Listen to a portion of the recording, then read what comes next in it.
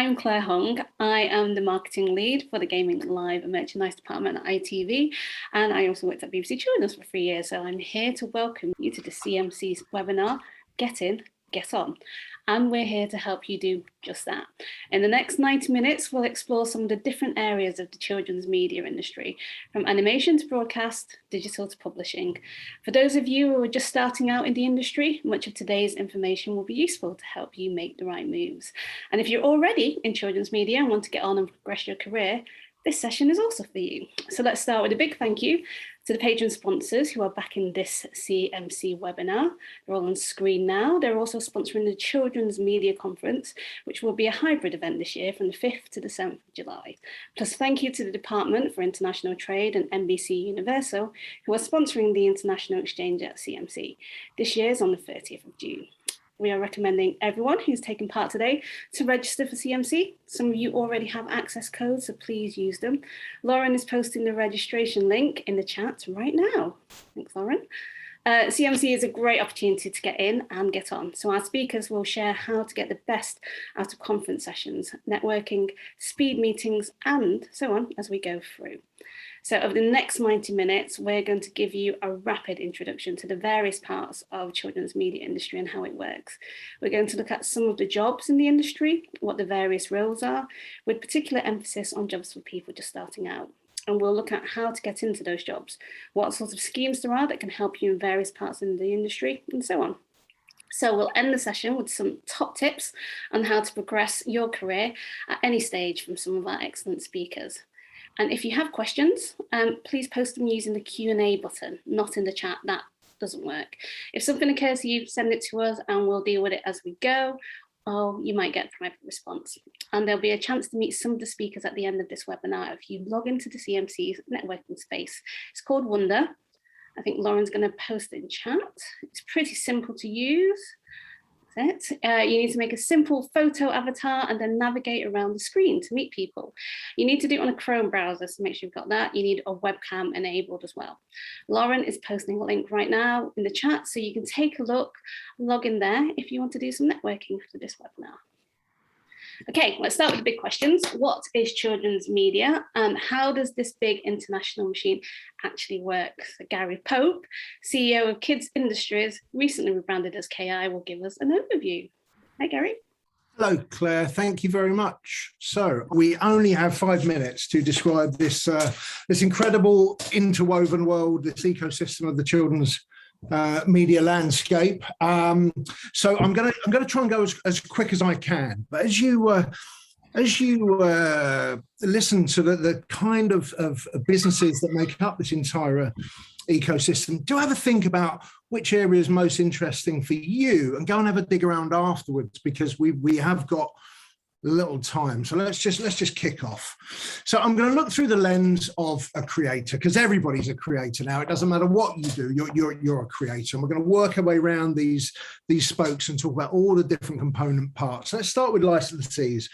Licensees are the people that make all of those things that children play with, that are based on their favorite cartoon characters. There's very big ones and there's very small ones. A small one might be Character World down in Cornwall that makes outside toys. Whereas a big one might be Mattel, the toy company. And as you may be aware, they're just about finished productions on the Barbie movie.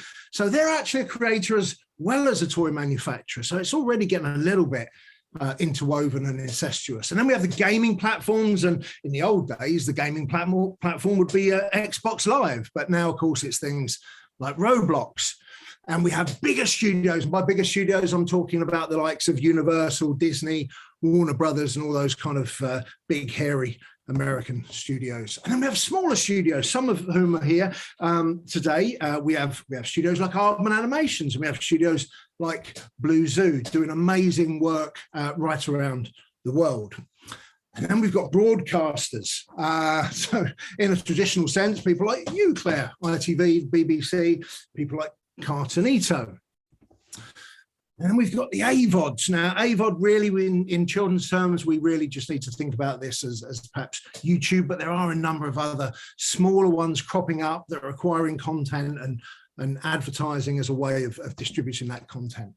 Then we've got independent production companies. Again, some are going to speak to you later. Sixth Sense Media, a fantastic pro-social organisation doing brilliant work and engaging young people through their content. And then you've got the SVODs, the Netflixes, the Disney Pluses, the Amazon Primes, the Peacocks, the Paramounts next week. There's so blimmin' many of them. And then finally, you've got the new kid on the block, or not so new perhaps anymore, the MCNs, the multi-channel networks, people like Moonbug. So that's the kind of broad panacea of all the different elements of this, and it is quite an interwoven web. So if we just drill into it a little bit, let's take the example of an independent production company. And for this, I'm going to use the example of a company called Treasure Studios. And Treasure Studios, believe it or not, were the originators of something called CoComelon, which you may be aware of, probably the biggest thing on the planet right now. And CoComelon was bought by an MCN, Moonbug, and it was developed. And as it was developed, they sold it on to YouTube, or produced it on YouTube on their own channels. They sold it on to Netflix, to Cartoonito, and to a whole bunch of different licenses. So this one single show, this one little tiny show became the biggest thing in the world by a real evolution in how children's media is consumed today. There are so many different entry points for people like yourself. So I urge you to go and have a look at all of these different areas and perhaps work out which one might be the best and most interesting for you. There we go. That's under 5 minutes, isn't it? I don't think I've ever spoke more quickly. Thank you for that. That was a proper whistle stop. But you know what? Really useful, Gary, for anyone who's obviously doesn't know what's going on in the industry. So just some questions from our side, because we're very nosy, obviously, and use your knowledge. So where do you actually think the most opportunities lie for jobs? Like, is there any specific sector you think is growing?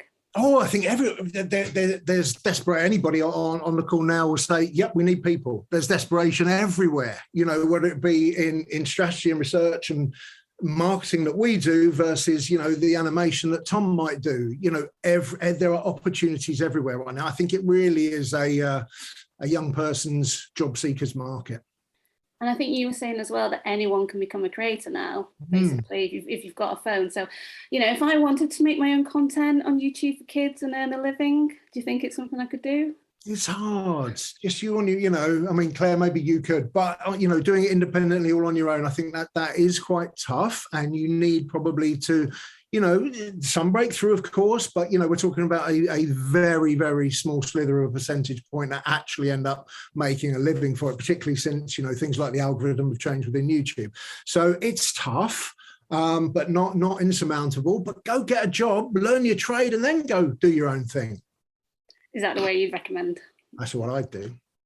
And in terms of like making the, you know, your top tips in terms of making the most of CMC, we've got loads of really knowledgeable people here who can add advice. What would you say people should do?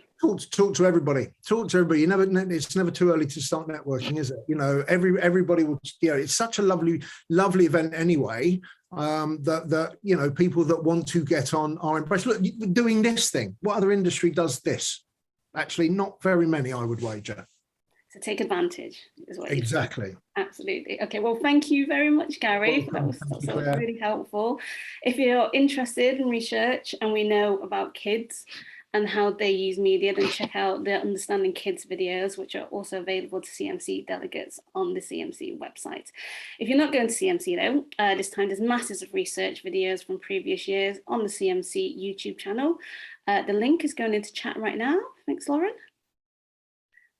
And after that great overview, we're going to explore some of those sectors that Gary was kind of talking about right now. So first up is animation. And I'd like to welcome Tom Box and Joshua Palfrey of Blue Zoo Animation, who would like to give us their insights. Hi, Tom. Hi, thanks for inviting me on.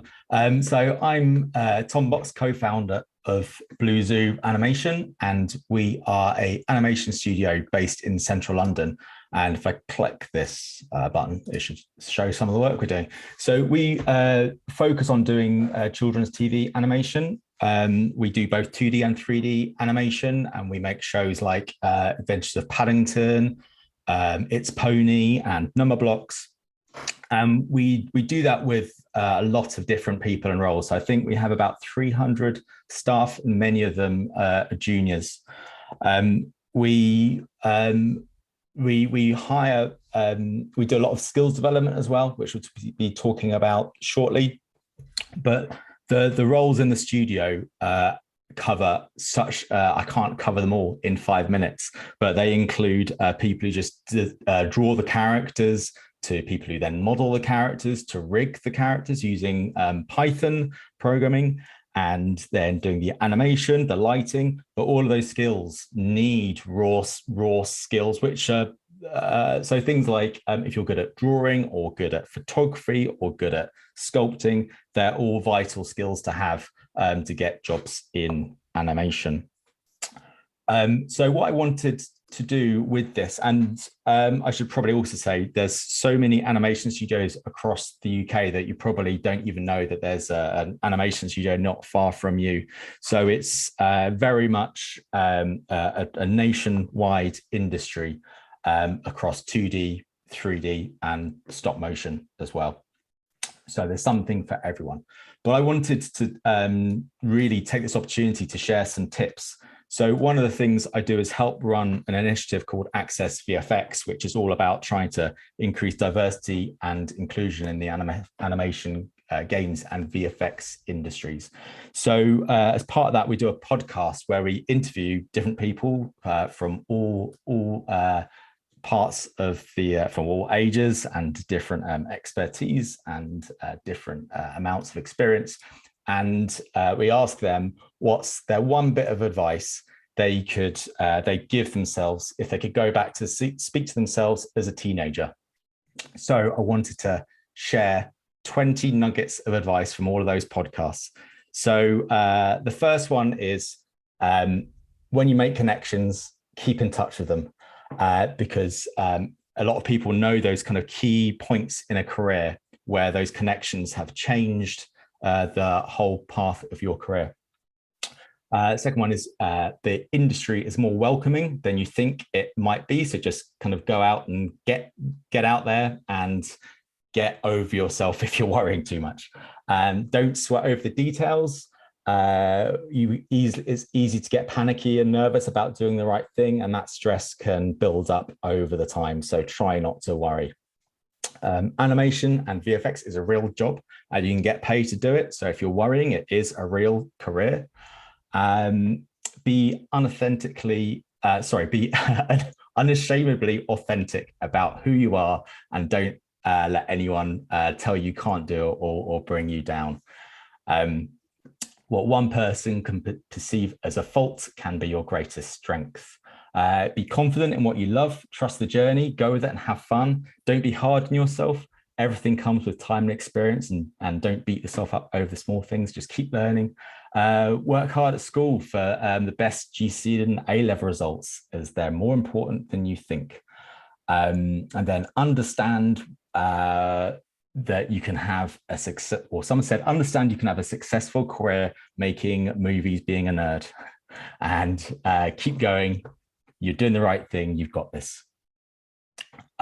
You have to express yourself to get what you want. Don't be afraid to ask people questions. Tell them what your goals are and ask how to get there. And don't stop drawing. Don't stop learning. Always ask the questions that you want to know the answer to, and keep doing what you're doing. Stick with the people that make you feel confident. Take opportunities, even if you're not sure if they'll take you to the right place, and stop stressing about the future. Believe in yourself. Don't be put off getting into the industry, and don't compromise. And also one from Josh, who we're speaking to in a minute, is don't go home and just play computer games all night. Keep a creative hobby, and don't make and make the most of having lots of free time, because the older you get, the less free time you have. Just keep practicing. So there are some nuggets of advice that have been shared from a lot of very successful people. So speaking of Josh, Josh is Bluezoo's youngest ever artist, and he entered the Young Animator of the Year competition in 2019, I think it was, with this animation that he made. And so we're going to speak to Josh to ask him a few questions about his path into the industry and how it's going. So, Josh. Hello. Hi. So Josh is a 3D animator at Bluezoo. How long have you been at Bluezoo now, Josh? About 8 months-ish, yeah, something like that. Great. Okay. And then, so what age were you when you started getting into animation, and what made you kind of get into animation? I think I was about 12, and I basically started wanting to make my own video games because I thought it would be really like quite a fun thing to do and learn. And I started learning, all types of different software. Ended up finding Blender and starting to make more still images and things like that, just more 3D art in general. And it all sort of went from there, really. It turned from a hobby to just sort of looking for events and people to meet, that sort of thing. Ended up getting on 3D Ami and then went from there. But yeah, it was just a passion thing at first. And 3D Emmys, that's is it a 1 week club where you make a film with a group of other teenagers? Yeah, basically it's like people similar ages get together for a week and basically you make a film from start to finish in like a studio environment, which was. And how really did you good. find that? If that's, imagine it's first time working with other people. Yeah, no, it was. I actually found it. I was at the Blender conference in London, and the leader of it, Peter Kemp, came up and did a talk about it there, and I just thought it was sounded like the ideal opportunity. Fantastic. And there is a 3DME happening this summer as well. If you go to younganimator.uk, you can apply if you're a teenager to get involved with that. So then after that, you entered the Young Animator of the Year competition with your film. Yeah. So how was that? How did you go making that? It was good. I sort of joined late, so it was a bit of a crazy rush. But I just wanted to actually finish something, no matter like if I didn't think it was there, or I just wanted to get something finished and done, and to be able to say that I'd done the whole thing. So I did that. I never expected anything to come of it really, but I'm very glad it did. But yeah, it was fun. So that was quite a last minute decision, wasn't it, to enter that? Yeah, it was. Yeah, there was a couple of weeks left, and I heard about it, so I decided to just go for it. So what happened next then? So you won that and you were crowned the best young 3D animator in the UK. That's when you were 17, is that right? Yeah, so 17. Yeah. So what happened next? Well, you emailed me and said, do you want to do an internship at Bluezoo, which was probably the best email I've ever got. But yeah, I went and did that, and it was incredible. And yeah, and it ended up staying, but it was really good. Yeah. So I think so. You came and did an internship, and I think you impressed us so much. We're like, just stay. So we offered you a job as our studio's youngest ever artist, and I started the studio 22 years ago with a few friends. So you are actually younger than our studio, which makes me feel very, very old. So how would you describe what's your role like now at Bluezoo? What's your average day? It's good. It mostly starts with dailies for the jobs that we're on, but every day is different really with the type of work that I'm doing. Everything that we do in our department is very varied. There's a lot of different styles, a lot of different requests and requirements. So it is at the end of the day just trying to make art as good as I can, but it's doing it in a way that's very varied and different every day, which is what I like. Yeah. Brilliant. And then finally, what advice would you give anyone kind of thinking about possibly maybe kind of going into the animation industry?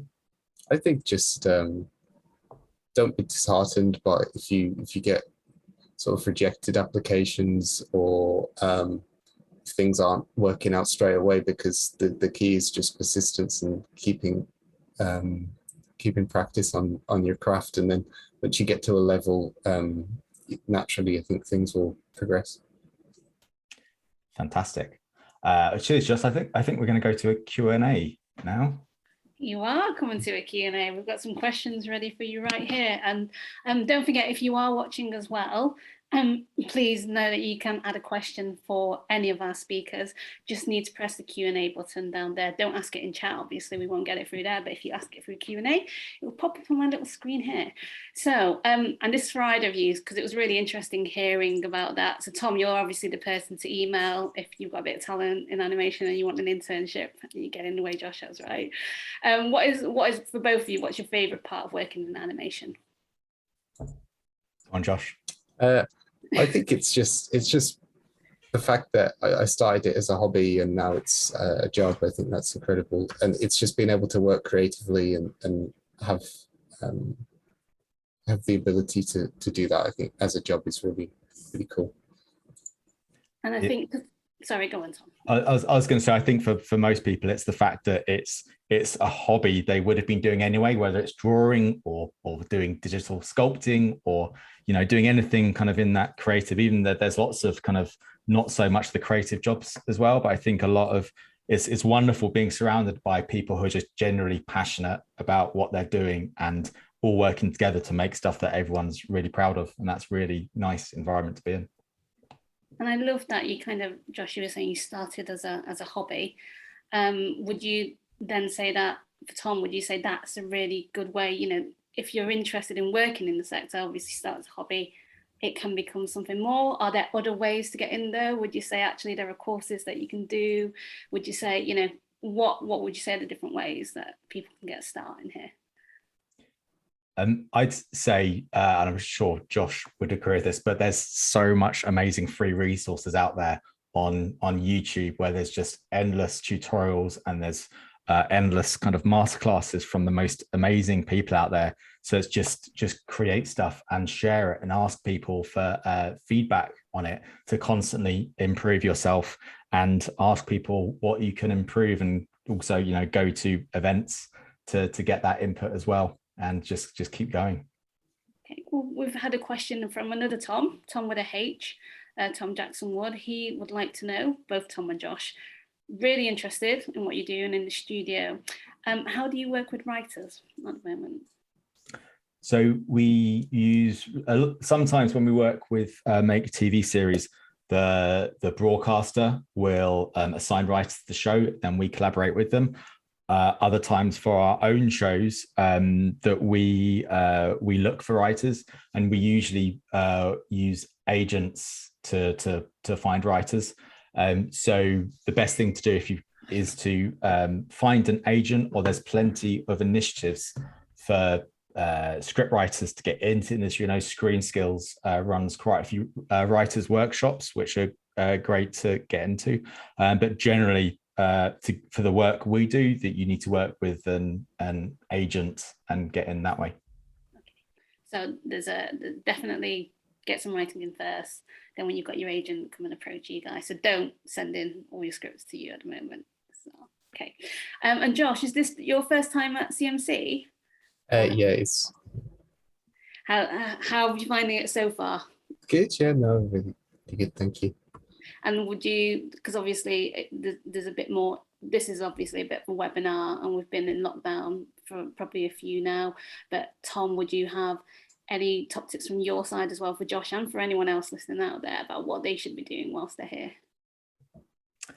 At CMC, I think one of the best things to do is make the most of opportunity to meet people. So go to the Wonder session after this and ask people questions.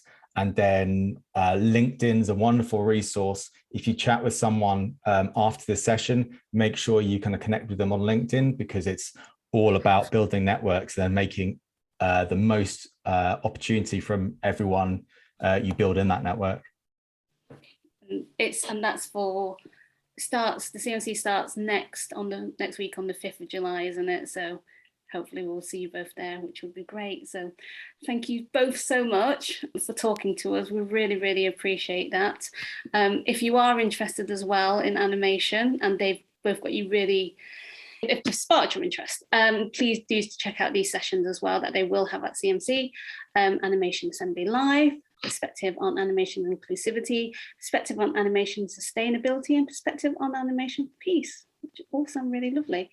So next up though, we're going to explore the wonderful broadcast sector.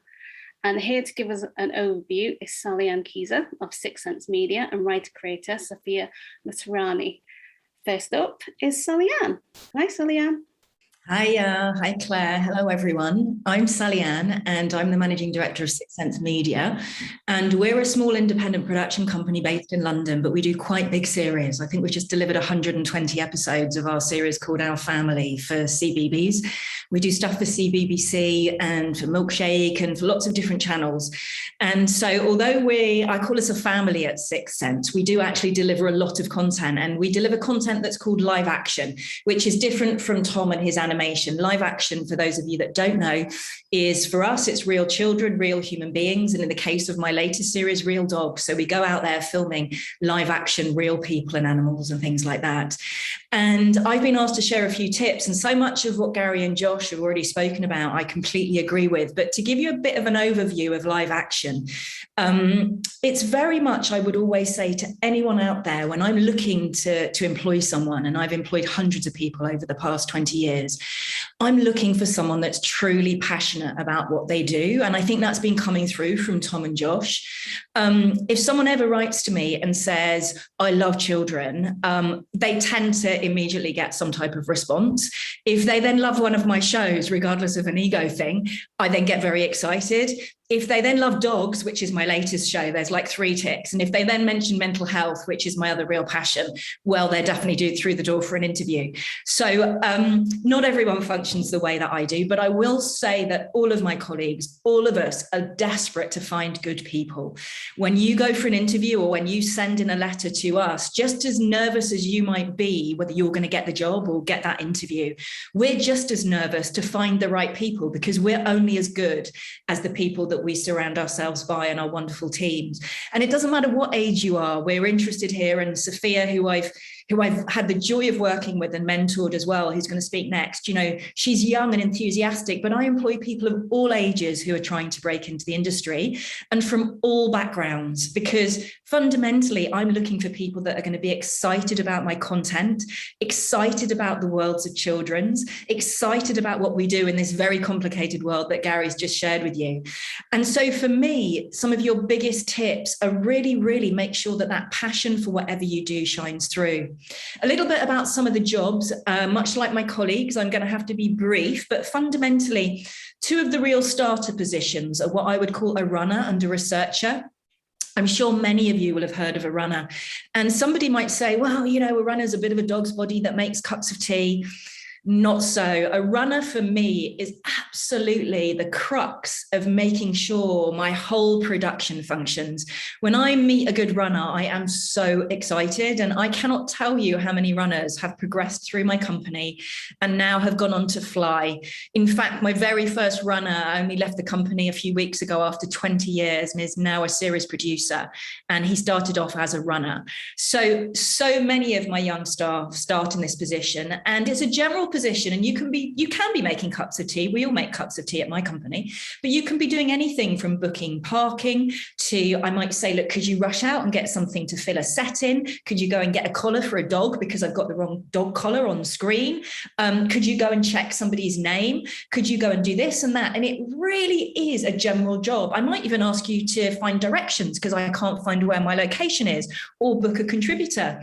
And so a runner really does a whole load of general stuff. We're looking for someone that's practical, someone that's enthusiastic, someone that wants to support the team and is interested in this team and the end product. So really, I always say pretty much anyone could become a runner if you're interested, you're interesting, and you care about the production. The next job up is what I would call a junior researcher or researcher. And those people have a little bit more responsibility. In my company, for example, they would be speaking to my families. We work with children and families. So they would be booking what we call contributors, and they're people that appear on my programs. So, for example, they might ring up a family and find out information about them, see why they want to be on my show, find out how old the children are, speak to the children. For me, I work in children, I work in live action. It's key that somebody adores working with children and loves children and cares about their well-being. What else might a researcher do? Well, because we work in mental health, I might suddenly say, can you get the latest statistics from Mind or from one of the charities? Or could you find what the government has just released on a mental health policy, or what's going on within schools and the world of education when it comes to mental health? Or can you just find out the latest statistics to do with clinical mental health areas? It could be anything. So a researcher fundamentally is getting information about a topic, about contributors, information for the show. Some of my researchers do things like sort out shoots.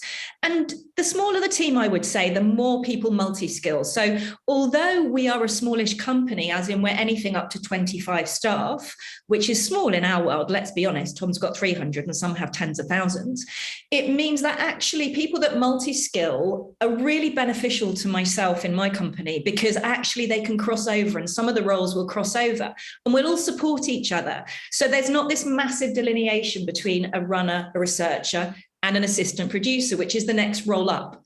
So you have a runner, then you have a researcher, then you have an assistant producer. The assistant producer helps the producer director. Now, what is a producer director? A director very much is involved in the visuals and will have the visual vision for my show. They will be in charge of directing the cameras. They will be in charge of having that visual aspiration for what everything will look like. The producer, they're in charge of content and the editorial angle and what the script says and what we do. And those roles often cross over. So you'll see many people call themselves producer directors, and you'll also see many people call themselves shooting producer directors, because in the world of multi-skilling nowadays, so many people self-shoot, and that's always a bonus. And again, back to my tips. Anyone can learn to shoot by using just an iPhone. Doesn't mean I'll employ you as a cameraman, but it shows that you've got an interest. So that's a small overview of the roles within what we do. There's always a space for someone, whatever your talent. We obviously employ composers and musicians. We employ marketing people, social media people, you name it. When I go into a school and I work with children, I say every single person, whatever your talent is out there, there will be a place for you in my wonderful industry. And I truly believe that. And Soph's going to talk to you a bit more about our relationship and her top tips and how she has started as she and I having a little conversation, as many of my employees do start, a little conversation over a coffee. And before you know it, so she's so flipping brilliant. She's now doing loads and loads of amazing stuff. So my top tips before I go are agreeing with Tom, be yourself, be authentic. Be passionate, do the research about the company, make sure who you're speaking to. Be proactive, make your own films, create your own sound or your animation as Josh has done. And finally, in the words of Ted Lasso, who I adore, believe in yourself. Over to you, Claire and Soph. Thank you so much, Sally-Ann. That was wonderful. If you've got a question for Sally-Ann, please do send them in. And let's bring on Sophia to tell us more about how she started in her career in the sector. Over to you, Sophia. Hi. Well, that was a lovely introduction from both Claire and Sally. So basically, my role within Sixth Sense has been as a junior writer and creative. And basically, what that means is when it comes up with coming up with new shows, and before we go into actual production, that you need people to help come up with ideas, scripts for characters, for how we're going to present that to the audience and what the world is going to be. And I'm one of the lucky people who gets to pull all that together and brainstorm and then basically put that on a presentation, which we call a pitch, which lovely Sally will bring to broadcasters and throughout basically the country and throughout the world. So I was very fortunate to meet Sally kind of by accident. Through my mum, actually met her on the train and said to her, "Oh, my daughter's studying screenwriting. She'll probably like to talk to you." Sally agreed to meet me for a coffee and liked me, and after that, the rest is history. That basically, she became my mentor, and a good friend, and eventually brought me on board to work on our latest show, which is a lovely dog show she's been saying about. Basically, my top 5 tips for people at home, which I wish I knew when I started out my journey, are as followed. Basically, first tip is to network. And networking can be in many ways. It can be like here at CMC and just in person, going to the conference and talking to people there. You could do it online. You could do it on Wanda, like we have right now to check out. You can do it through LinkedIn. I did a lot in LinkedIn through lockdown. And the important way is how you approach people. But don't be afraid to approach people. You know, find out people in the industry who works in the job you want to work in. And then just introduce yourself, explain the situation, and ask them questions. You know, it's people are always willing to talk about their jobs and to give you helpful, intelligent advice on where you can start, what you can do, what their personal experiences are, and keep in contact with them. If you've got a portfolio or a website, ask them to have a look. Have a look at your CV. You know, that professional guidance is invaluable in this industry and can help you so much. The second thing I'd suggest is training schemes. Now, LFTS and BFI run a lot of short courses, and there's lots of them are online now. Lots of them are cheap or free. You can also find things through Screen Skills, the Media Trust, Sky Academy, BBC. It's always good if you're not working to be working on something. So, you know, if you're working on a scheme or some sort of training, then technically you're getting new skills for your CV. Then the third thing I suggest is mentorships. Once again, Screen Skills, the Writers Guild, the Women's Writers Guild, even some people post on LinkedIn with an open call on different pages saying, I'm looking for a mentor, and introducing themselves. And if you get that one-on-one experience of talking to someone and that one-on-one guidance, it's absolutely invaluable for your career. The fourth thing I suggest is apprenticeships. Now, I didn't know this existed when I started my career. However, I found them out much later on. It's one thing I kind of regret that I didn't do. And things through Paramount, BBC, Channel 4, Sky, Bluezoo, lots of different companies do internships and apprenticeships, which will give you the baseline training for your career, give you the contacts, give you the chance to work in a proper working environment and meet new people. And if you do get a lucky person who gets one of these internships or apprenticeships, take the chance to ask questions, talk to your colleagues, volunteer for extra time, you know, take every opportunity you have while you're there to make the most of it. And my final tip is basically always be working on something, whether you're volunteering, because I've done a lot of volunteer writers work, whether you're collaborating with friends, making music videos for local bands like I have, or, you know, NFTS are always looking out for people to volunteer to work on their productions, whether you're just working on a script or you're running short films, make sure you're always doing something and adding it onto your CV, because even if you're not working in the industry, the only wasted time is time you don't use. So please do use it to work on something creatively, and it doesn't really matter. You can still put it on your CV and it still looks good. So yeah, that's my tips. And they were all really, really brilliant. Thank you so much for that. We've got a question actually that's come in for yourself, Sophia, and also for you, Sally-Ann. So this has come from Maria. Maria is someone who's on the spectrum. She's also a children's author and a development producer. And her question is, have you seen an increase for those who are deaf and disabled and neurodivergent to be able to create shows that reflect their community there? I mean, Soph can answer this after me, but absolutely yes. I mean, I think one of the real joys in the way our industry is moving forward is that we are becoming so much more inclusive. And only last year, I hosted a panel about lived experience and mental health. And I think as program creators and makers, we are really, really determined to be an inclusive industry that has authentic voices. And I think for me, that lived experience, that voice of someone who has lived experience is utterly key.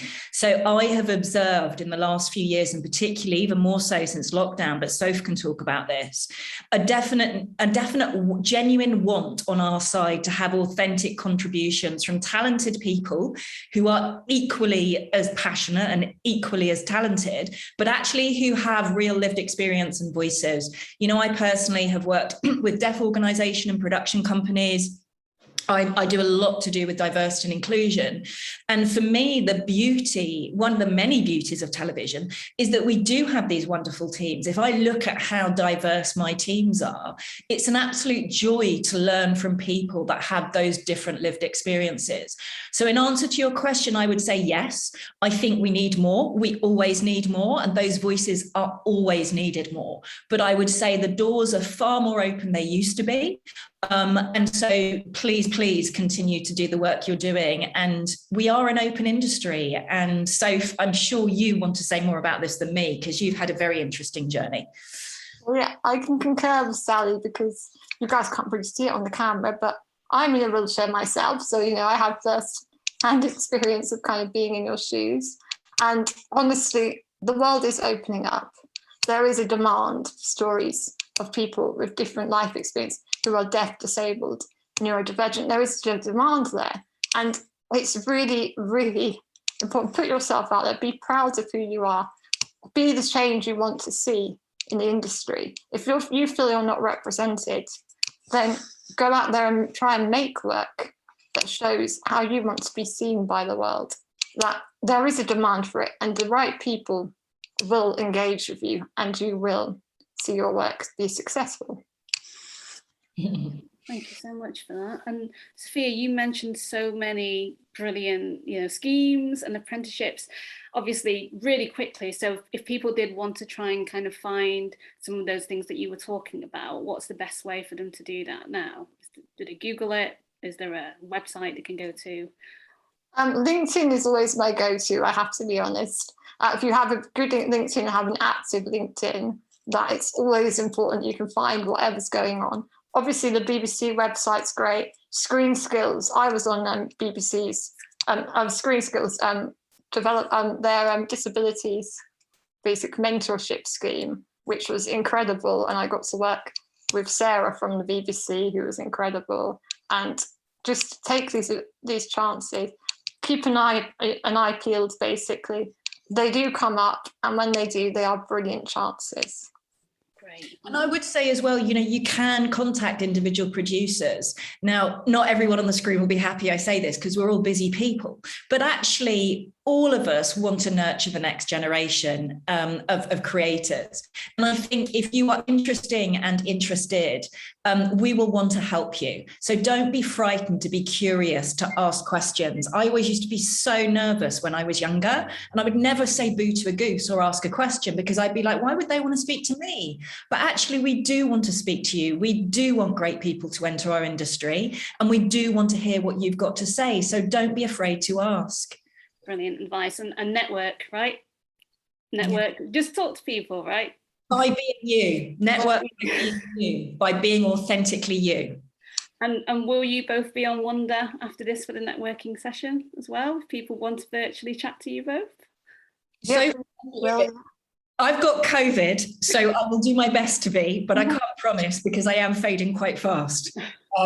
But I'm always contactable at Sixth Sense, and really, love mentoring people. So more than happy to support if I don't make it to Wonder. I'll be there, so do pop in and say hi. Yeah. Thank you both. Well, hopefully we'll see Sophia on Wonder. Sally-Anne, I hope you feel better later anyway. Well, thanks for that great introduction to broadcast. Really, really helpful. And carrying on this theme, I'd like to welcome Amy Tambaraja, talent manager from BBC Children's. Amy, please correct me if I've got that wrong as well. No, you did well. Tambaraja is, yes. Well done, Claire. Thank you.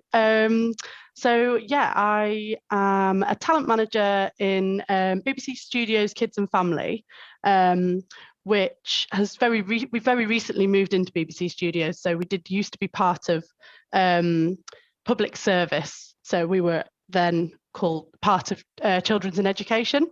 But yeah, very recently the sort of in-house productions part moved over. So we are now a new area called BBC Studios Kids and Family. So I can tell you a little bit about I'll just quickly, briefly tell you a little bit about the genres that I hire for and that we have going on. So we're multi-genre, obviously it's all children's. So we have animation. So there's productions like Jojo and Gran Gran, Love Monster, and we've got Super Potato going on at the moment, which is a fun book that my kids like to read. And then as another part of the scripted area is we've got dramas. So probably if you're into kids TV, you'll know of The Dumping Ground and Princess Mirabelle. And then we've got factual. So under that comes The Dengineers, and then also probably our sort of biggest flagship brand, which is Blue Peter, which has been running for 60+ years.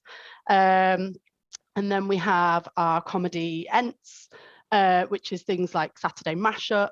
And then we also have our preschool area, which includes sort of all the Justin Fletcher titles. So at the minute we've got Something Special, which is really, really lovely.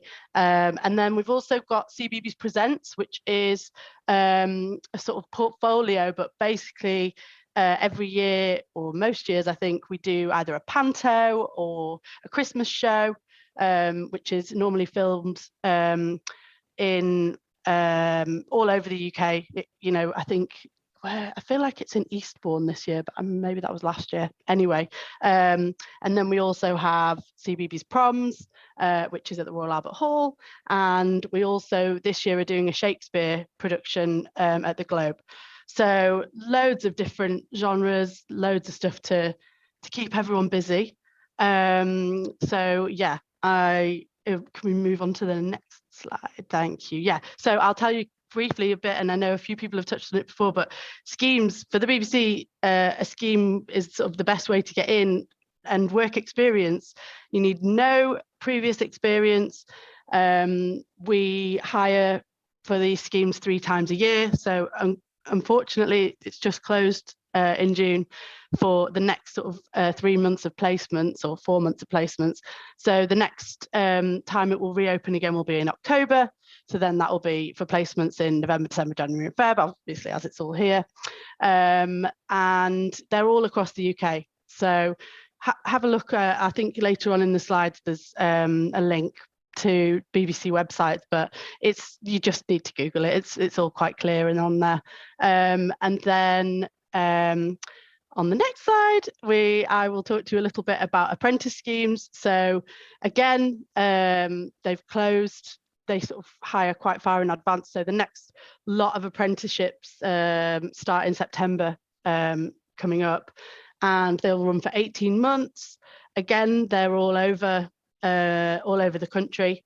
But obviously, if kids TV, you're probably going to be in Salford or Glasgow. There are 2 main areas that we work for. So yeah, basically, there's obviously slightly less relevant to kids TV, but journalism, design, engineering, and technology, and business. Although actually journalism, we do have Newsround, so that's not in my area anymore. But obviously, it's still BBC Kids TV. That's part of old public service, children's and education. And then obviously, we're all over the socials. So yeah, you can follow on Twitter and Instagram. So yeah, have a good look there on the socials. And then if we go to the next slide. So Sally Ann did talk quite a lot about the entry-level role of the runner. So I will focus a bit less on that, and you can have a little read of this. But yeah, essentially there's sort of 2 routes in TV at the BBC. So you've either got your runner route, which is the editorial route, or you've got your production management route. And at the risk of repeating what's just been said by Sally-Ann, I will just talk a bit about production management here. So production management is for the entry-level roles. It's at the BBC, it's called a production management assistant. In the dramas, you might have a production management assistant, or you might start at production secretary. And yeah, it's sort of a bit of a list here of the kinds of things you'd be doing, but we're basically after people who are really organized, real attention to detail, good communicators. So, you know, at the minute, production management is sort of really, we're really keen to get new people in. We're keen to get people who might fancy a change in their career. So you could have been working in customer services, or maybe you've had an admin role, you know, nothing to do with telly.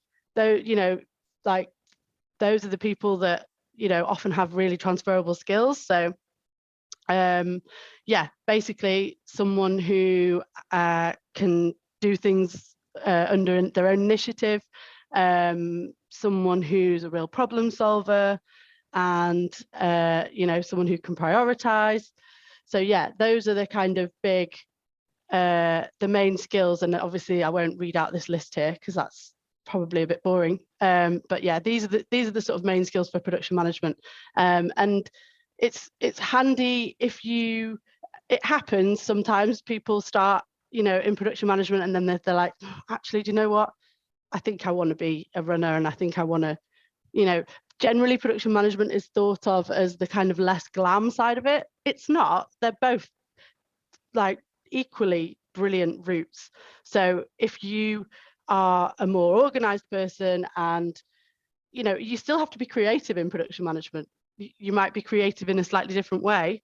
You're not actually physically making the, you know, you're not filming the show, or you're not scripting, but you might have to be creative with a budget, you know. So there's very different routes, but at the very entry level, you may start as a runner. We have people all the time who start as one and then go, no, I think I want to be the other side, and that's fine, you know, it happens. But yeah, it's good if you have an idea from looking here of which you think you might fall into. Yeah. So then just to sort of finish off, and someone has mentioned Green Skills earlier, and it is a really great website. So just have a look in general, but there's a sort of more full explanation there. And yeah, these websites that are coming up have been linked in the chat there. So do have a look and a log on and have a nosy. And these Facebook pages here that I've put, if you just search, I think you might need to click to join, but they're often roles get advertised in these ones. And I think particularly the My Transferable Skills one is probably quite a handy one if you have no experience and you want to transfer in. So there you go. Yeah, and you know what, to reiterate that, Amy, I mean, my other half is in his 40s and he's just started a role as a PMA. Really? So, and he did nothing to do with TV. Yeah, exactly. So it's there's no age limit at all. You can do, you know, he used to work for a local council, anyone can do anything. So, you know. That's amazing to hear. But thank you so much for that, Amy. That was really helpful. Just really, really quickly then, if you had one tip for someone applying for the BBC, what would you say they should do? Like, what's your one tip if they were to apply?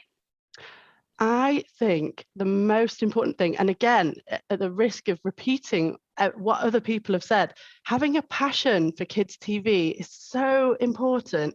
You know, I've sort of interviewed people before, and, you know, we've asked them, if you're going for an interview with on a particular production, make sure you've watched it. Yeah, well, I think Sally answered the same thing. They love it, innit? It's you want people to have seen your work. So thank you so much for that, Amy. No problem. Really, really helpful to see you again as well. Yeah, lovely to see you too. And if you're interested in broadcasters and how they work, please check out the Commissioner Conversation sessions over at CMC. Remember, if you're not going to attend CMC either in real life in Sheffield or virtually, you can find masses of materials like this from previous conferences on the CMC YouTube channel. So they're the ones there. You can have Commissioner Conversations, Commissioners Free School. The next person we've got coming up is Juliet. And she's going to be talking about a sector which I know really well, which is digital. So Juliet is from Plugin Media, and she's going to tell us exactly what opportunities there are in this sector right now. Over to you, Juliet. Okay, hello. So yes, I'm called Juliet. I'm managing director of a company called Plugin Media, and we're based in Brighton. And we make animation and we make interactive digital content for kids. And that's right from age 2 all the way through to teenagers. So there's usually quite a lot of different projects going through our studio at any given time. Sometimes we're making work that goes out to clients, so we might be answering a brief that they've given us, and in those cases we generally sell our services to our clients on a day rate. So an example of that might be, I think we've made 3 Operation Ouch games. And for those, we work really closely with the TV show producers. And from that relationship, we work together to come up with great ideas for really fun, sort of playful experiences that are really reflective of the brand, really represent what Operation Ouch might mean. And then it's delivered to the audience as an interactive experience on the CBBC website. And then the other side of what we do is developing our own original projects. And for those, we're responsible for coming up with the ideas, and then we have to go out and raise finance to make the ideas. And then when they're made, we own the rights and we launch the projects out into the world. And an example of that might be our CBeebies animation, which is called Tia Mo. And as well as having made sort of 70 TV episodes for that show, we've also made games. In fact, it was a digital first property, so it started with games. And then we moved on to making songs, which are on YouTube. And then we made apps. And then we've since moved into licensing. So we've got books and toys. We've got a really popular YouTube channel, and we also manage the brand on social media. And for us, it's been really useful to have a mix of both different types of project going through the studio, because the different mix of revenue streams could be really helpful with the cash flow. So in terms of the different roles that are within my business or that are required to make these kinds of projects, I think what we try to do at Plugin is to ensure that our team is multi-skilled in both the interactive and linear production, because we make content for both sides of that. So on the games and digital side of our business, the roles tend to be split between production, where we have producers or project managers, and they're generally assisted by production assistants. On the creative side, we have art directors, we have animators, we have graphic designers, and we also use sound designers. And on the technical side, we work with developers who are specialized in different programming languages. So it might be HTML5 and JavaScript for when we're making web content, or it might be a program called Unity, which we use for making apps. And then we also work with freelance consultants on a variety of different roles on different projects. And because our work's very different, these roles vary a lot, but we might work with a social media consultant. We also make quite a lot of educational games that are tied to the curriculum. So then we work with educational consultants. We work with script writers. It's really important for us that the games we make really reflect the TV brands that we are representing. And so we try to work with the script writers from the TV shows. We work a lot with video editors, and in the past we've done mixed media projects where we've worked with camera teams as well. So if you're trying to get started in our side of the industry, there tend to be quite a lot of different junior roles that we need on projects. Often talent comes to us from the point of view of being a production assistant, and that tends to be a really, really varied role. And you get to experience the full production cycle from concept to delivery. So for that kind of role, we might be getting you to research other games that are on the market, or looking at, if we say making a game that's to teach kids how to read. We might be asking you to look at different apps that are concerned with literacy for small kids. Or we might be getting you to edit some social media videos, or we might be getting you to test a game. It can be a really varied and therefore quite a fun role. And then we also take juniors directly into the creative side of making interactive content. So that might be a junior artist. And similarly, on the development side, we might work with a junior developer.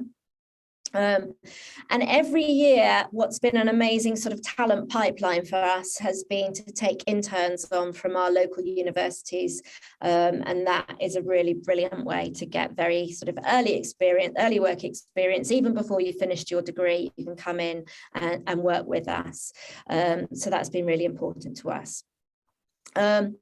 So quite often when we're looking for new talent, we do take people who've come from very specific degrees in perhaps animation or in games development, but we've also taken on apprentices in the past and people who have really developed their skills just by working on side projects. They may not have gone to university, they might have taught themselves programming, either at developing skills that they learned at school or just having a passion for it and spending their evenings programming in their bedrooms. So we're always really interested to see people, as long as they've got a portfolio that they can show us of projects that they've worked on in their own time. We're absolutely desperately keen to see what you've done and to meet you. If you want to enter the production side of things, don't feel like you have to have done media studies or anything media related.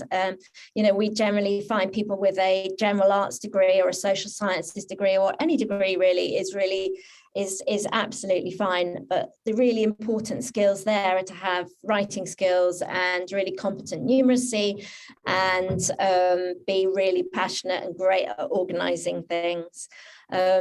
But because our output is so varied, we place a lot of emphasis on transferable skills. So we're really, really interested in what you've been doing. And, if you're coming from a completely different area, then it's really important to think about what you've done that might reflect well in a different area of industry. And it's really, really important that we have a diverse workforce from people with lots of different walks of life and different backgrounds, because, our content, I think everyone's talked about authenticity, and we really want people to make content that has an original voice and that reflects the very different lives of kids and their interests today. So some kind of top tips for starting out in our area of the industry. The first thing I was going to say was that all experience is really good experience. So even if you think you've been doing jobs in shops or in hospitality and you might not think it's relevant, you'll definitely have learned something about being in the workplace, getting along with other people, and it's really important that you put that kind of stuff on your CV. I think a lot of people have said this as well, but if you're getting in touch with us, make sure you've done some research about the company. We expect you to know what we do, and we want you to have an opinion about the work that we've done, and we'll ask you about that. Number 3, we think it's really important to keep a very fluid growth mindset. So what we want you to do is to accept that you're going to be learning throughout your career, and what you go into the industry doing might not be what you stick at. So be interested in all the roles in your chosen field and be really open-minded about that, and expect to change and develop throughout your career. It's really important to be flexible and get really stuck into what the diversity of different roles that there are here. And finally, working in the media can be huge amounts of fun. And I think what I've always enjoyed about my career in the media is how every day is different and very, very varied.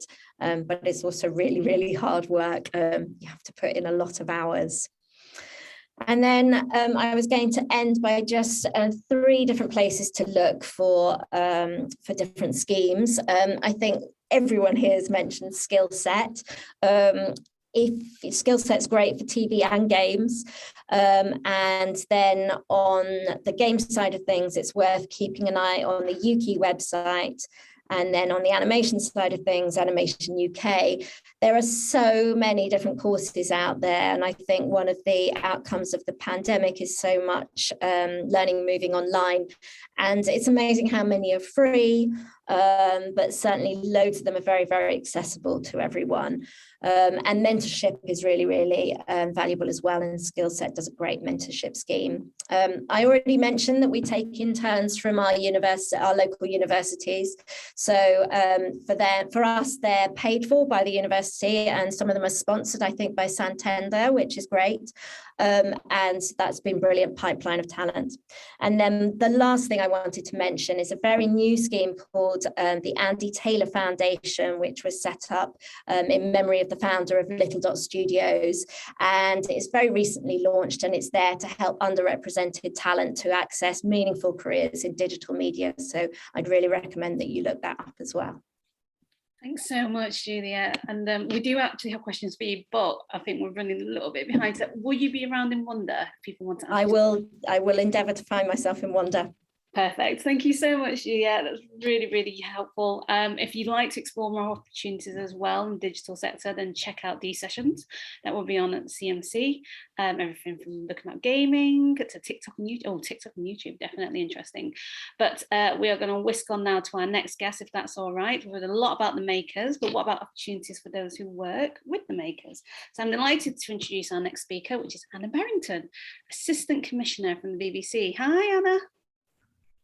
Hello. I was just checking I was unmuted there, classic Zoom problems.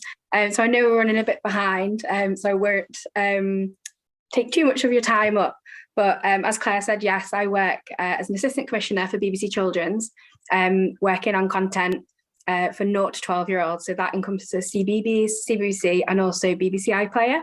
And I think earlier on one of the slides, there was talks about the commissioner conversations, good alliteration there, sessions at CMC. So I work with both Kate Morton, who's the commissioner for 0 to 6-year-olds at BBC Children's, and also Sarah Muller, who is 7+. They're a lovely double act. They often do talks together where they both cover their age ranges. But what's really great about this job is that I also get to work on content made by lots of people and companies, like of people who are represented in this chat. So, people like Sixth Sense Media, Plug-in Media, obviously Kids and Family Studios, as Amy said. So that's a recent split. So I work for the public service side of the BBC. And commissioning is kind of a job that I had no idea about when I first started working in the industry, nearly 12 years ago now, which feels like a long time, but it's flown by. So I think a lot of the things that I've written down that I was going to share, I kind of could have gone through and ticked them off. So I think all the things that people said about being proactive and being passionate, I think is hugely important. I think one of the most amazing things about the children's media industry is that most people, I would say 99.9% of people I've come across over the years do it because they love it and they care about young people and children, and they care about giving them something, quality to watch that will kind of help reflect their lives back to themselves. And obviously as the BBC, that's something that's incredibly important to us. It's our duty of care. That's why the BBC exists. So I'm really, really lucky that I get to work with so many talented people and different companies across different content. And I'm also lucky that the kind of different roles I've done in BBC Children since I started, and also like additionally volunteer roles outside in terms of working with young people. So volunteered with Girl Guiding for like 10 years. I'm currently a school governor for a primary school that we used to work with when I ran the our audience connection scheme for BBC Children's. So I think a couple of people mentioned it, but showing a passion for working with young people, and even if it's not working directly with them, if it's working on content for them, I think that's incredibly important. And that's something that you can't learn, that passion. It kind of is there. And I think maybe if you were like a Hollywood director or started a tech company in Silicon Valley, or those examples are both American. But I think the glamour side that Amy mentioned, I don't really think anyone comes into children's media for the glamour, but it's all the other stuff that makes it a really amazing, exciting industry, and actually such a, I feel privileged to work in it. It's so important. So some of the things that I've written down that haven't been covered. So I've put build your resilience, but also be ready to have it built for you. Like, it's not necessarily kind of, a choice, but I think, so the way I started in media was that I did a scheme called The Network, which I don't think has been mentioned yet. So it still runs. It's part of the TV festival up in Edinburgh every year in August. And before that, I knew I loved stories. I knew I loved watching TV. I knew I loved working with young people. I thought I might want to be a teacher, like a primary teacher or a secondary English teacher. And it basically opened up the world of media to me and how many different jobs there were. And also, so I'm from Liverpool, which you probably can't tell, I've moved around quite a lot. I went to uni at Lancaster, so very like northwest based, and obviously like 12 years ago, things weren't as spread out as they were now, with Channel 4 and Leeds. And so in Liverpool, we only really had Hollyoaks and like BBC local radio. And I'd gone for a job at Hollyoaks, got down to the last two, didn't get it, asked for work experience off the back of it. So I think one of my other things is any opportunity, even if it's a no, see if there's anything else you can kind of gain or learn from that experience. So back to my point about resilience, I literally kept a chart of like all the things I'd applied for, and every no, even though on a bad day it feels rubbish, actually you can look and say, these are all the steps I've taken towards that thing. So I think, I can see Claire's appeared, so I'll stop talking now. But yeah, just reiterating everything that everyone said. And, the fact that you're here listening to this shows that you're proactive and that you're interested. So you're doing it right already. Thank you, Anna. I'm like the orchestra at the Oscars. Everything was really useful. Obviously, we've not got questions, but will you be around in Wonder as well later if anyone does want to ask you anything? Yes, I hope to be.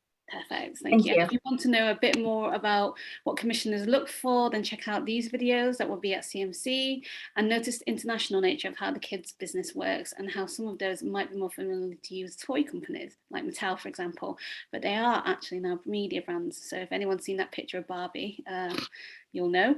And it's very much what going to a conference like CMC is about, learning how different sections of the various industries that make up the children's and youth media business can and do come together to collaborate and work across platforms to get their content and ideas to kids, which very much applies to children's publishing. So we're delighted to welcome Chitra Sounder to tell us writing for books and television and publishing. Over to you, Chitra. Hello, welcome everybody. It's great to talk about books because often you will see in UK TV and American TV that books are original IP from which lots of TV happens, both for adults and children. And kids TV very often comes from kids books because you've built a whole brand through the books itself. And children's books are a media by themselves in its own right. So I'm going to give you a very quick introduction and then some tips, and then hopefully later on Wonder. If you can go to the next slide. So I've written over 70 books for children. I write in education books, I write picture books, I write chapter books. I'm working on longer novels. I'm also writing currently for TV, and I also write plays. So I'm across the board. Writing is the only skill I've got. And I'm also an oral storyteller. And that again goes back to a lot of points that the speakers have made so far, that if you have a passion for working with children, then find a way to do all of that. So I'm always in schools, like today I have the whole day in schools working with children. So that's another way to get to connect with your audiences as well. If we go to the next slide, this slide is going to introduce you to the whole framework, and I'm going to talk to you a little bit from publishing side and from the creative side. So if you take the value chain, which is how the whole book starts, a writer or an illustrator will create a story. Normally we work on our own. We could work with our peers. We'll be writing that story. Often you want an agent to represent your work. There are publishers who will accept work directly, but at some point it becomes more viable to have an agent, especially if you also want to sell it to TV and things like that. The agent will submit to different publishing houses, and from that they will get offers. Sometimes just one offer, sometimes everything is rejected, sometimes you'll get multiple offers, in which you go to something called auctions. So the agent will run an auction across all the publishing houses, but not with any gavels or anything. That's not the fun part. And then the editor will, once they make an offer and we accept the offer, will acquire the book and they'll start editing the book. So if you've edited your book already 1 million times, they will edit it a few more times. And then the design team will work on it with cover and interiors, depending on what kind of book. So if it's a fully illustrated picture book, which I'll come to the categories, then there's a lot more work in the illustration. If it's a novel for older children like 9 to 12 and 13 plus, then they're just going to have covers and sometimes a little bit of black and white illustrations inside. And there's a whole host of marketing and publicity and rights team that work in publishing houses. So marketing is paid marketing, which means press, billboards, that kind of stuff. Publicity is all the free stuff, social media, going to bookshops, all of that kind of things can be coordinated. So those are, again, amazing roles to be doing in publishing. And then the bookshops will source those books from wholesalers. Again, wholesaler is a big topic. There are three major wholesalers in the UK, and there are a few more like that in the US, but also Amazon is one of those wholesalers who cutthroat buy books at very high discounts, and then they will distribute stock into bookshops, and then the reader buys the book. And then if you're in children's media, and often under 12s, the parent buys the book, and then you give it to the child. So this goes through this whole process. If you go to the next slide. So these are various people who are involved, and these are therefore roles that you could do.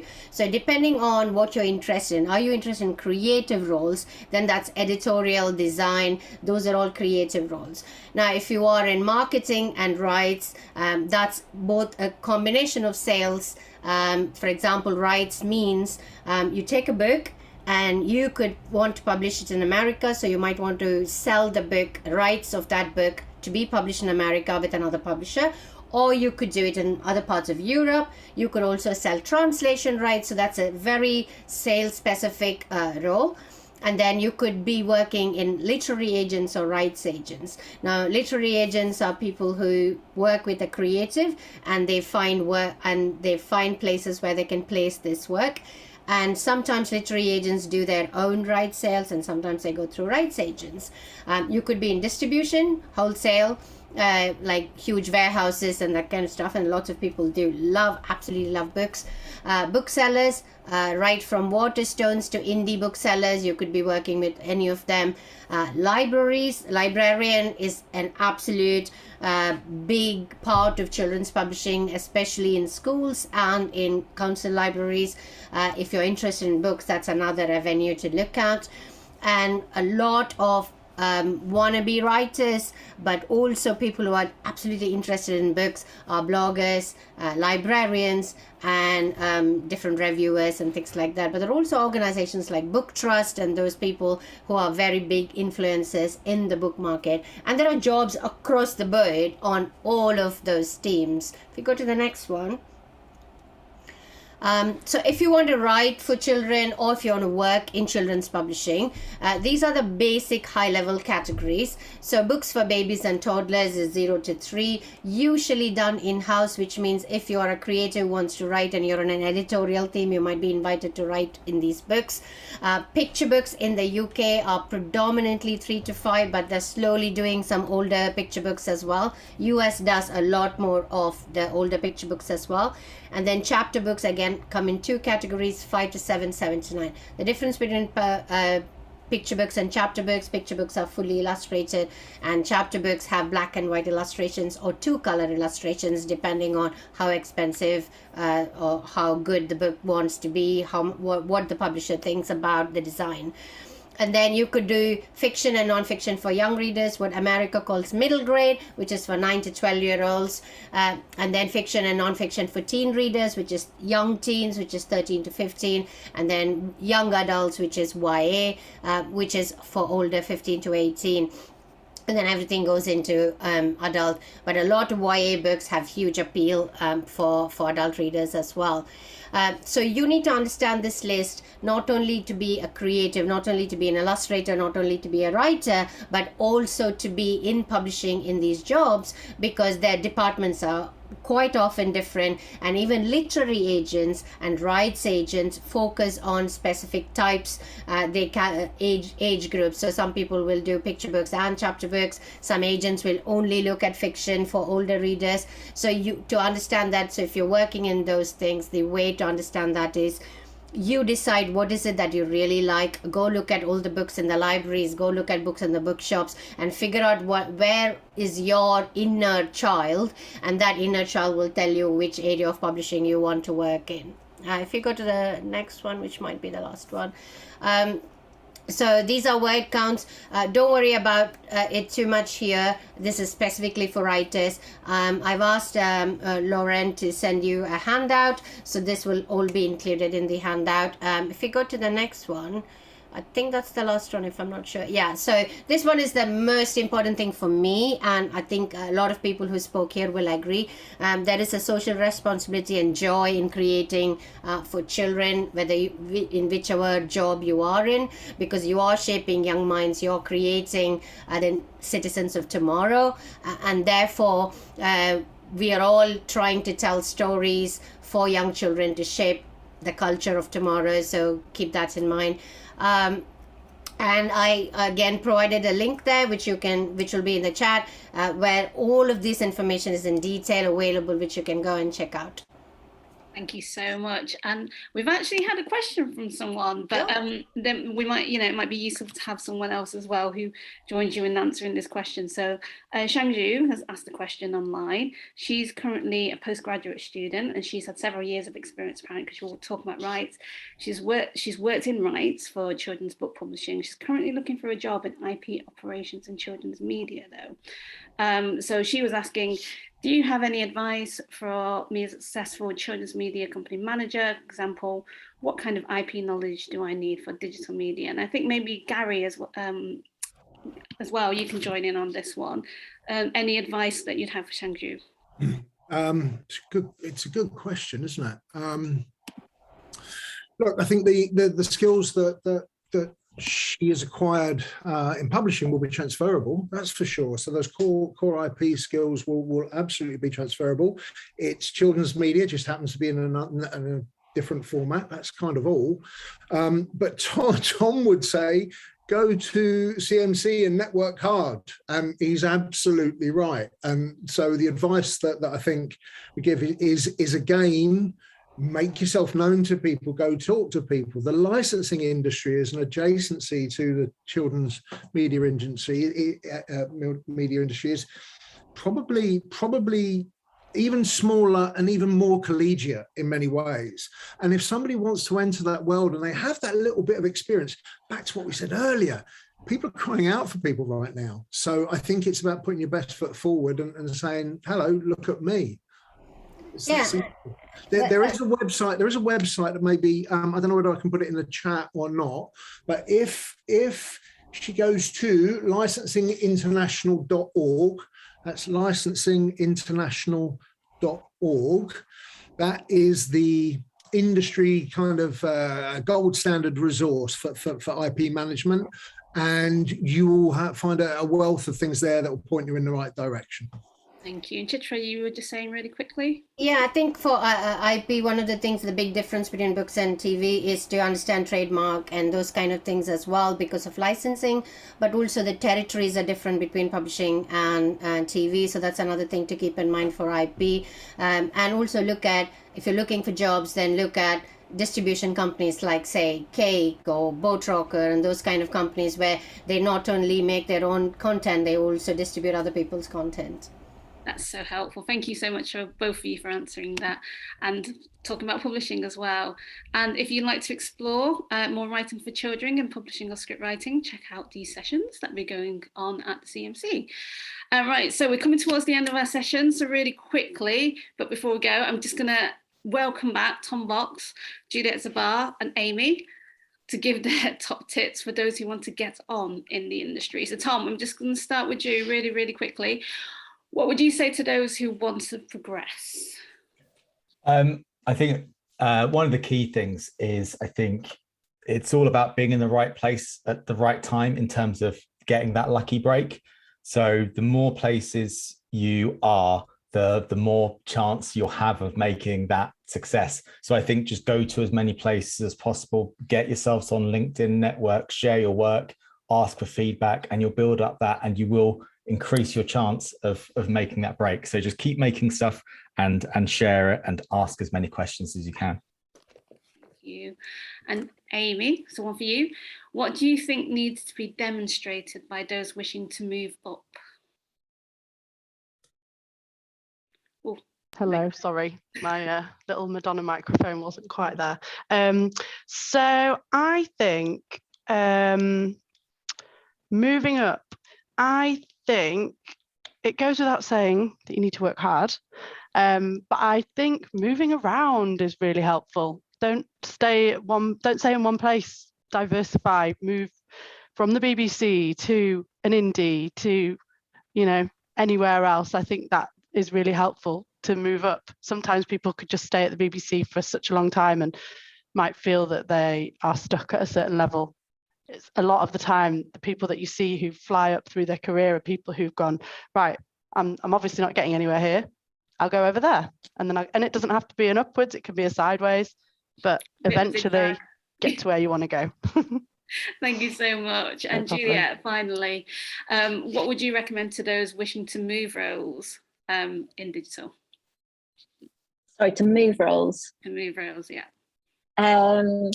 Well, I think I spoke a lot about keeping your skills sharp and also being multi-skilled. So I think accept that digital is a very, very fast-moving space, and so you need to be eye to the pulse, you know, think to the pulse and seeing what's going on. And learning about everything that's going on, keep ahead of industry trends, and pay attention to the fact that you can continue to learn throughout your career. It's not just something that you do at school. So if there's something new out there, there's nothing stopping you going out there, finding out what it's all about and bringing that new skill to the workplace. Brilliant, thank you. And all three of you, will you be at Wonder? If anyone's got any more questions, brilliant. Okay. I'm sorry, I've got to go collect my son from nursery, so I won't be able to. Okay, but you know, thank you very much for being with us anyway, Amy. Thank you. I've really enjoyed it. Appreciate that. So thank you, everyone. Like to mention, don't forget, some of us, those that can make it, will obviously be switching over to Wonder right after this webinar. So come and join us for half an hour or so if you have time. The link will be in chat again. Don't forget as well, you need a Chrome browser and you need to enable your camera. So I think we're going to put that in chat. And we'll very quickly wrap up now. You can watch the whole session again if you want to, or you can tell your mates about it. It'll be on the CMC YouTube channel by tomorrow. So along with 225 other videos from CMC events. It's honestly an amazing collection, so go and have a look. The link is in the chat one last time. A last reminder to book for CMC 2022 online from the 5th to the 7th of July. Now that you know a little bit more about what to expect, if some of you have special links or codes to help you do this, take advantage of what you were sent. You'll find it very much worthwhile and very friendly and welcoming. So again, the link should be there. A huge, massive thank you to all our speakers today. Too many to name, really appreciative for your efforts and ideas. Thank you to Darren, Lauren and the CMC team, and to our fantastic, can't thank her enough, she put all the words together for this, producer Nikki Stearman, who works at XR Stories. We will see you at CMC, and before that, see you in Wonder in a couple of minutes. So hopefully you'll be on there. Thank you very much for joining us. Thanks.